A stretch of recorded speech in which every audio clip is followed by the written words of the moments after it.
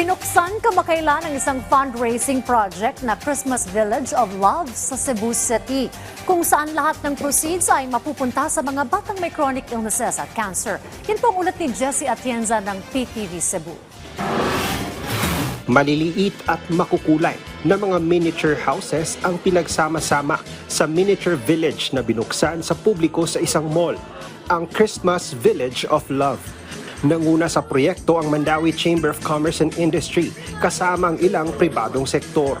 Layo nitong makalikom ng pondo para sa mga kabataang may chronic illnesses at cancer.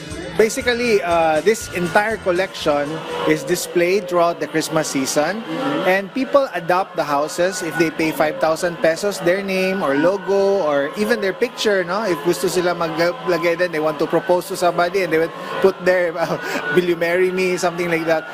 For 5,000 pesos, the house will be named after them. And then for the village, a company can sponsor the entire village. For 50,000 pesos, we put up a parol with their logo and a big signage in the village for that company. Ayon sa organizers, aabot sa mahigit 600 ang miniature houses na nakadisplay. Karamihan sa kanila, mga collector's item. May mga paintings din na nakadisplay na mula sa Cebuano Arts Club. Maraming kabataan din ang nag-volunteer sa pag-set up sa buong village.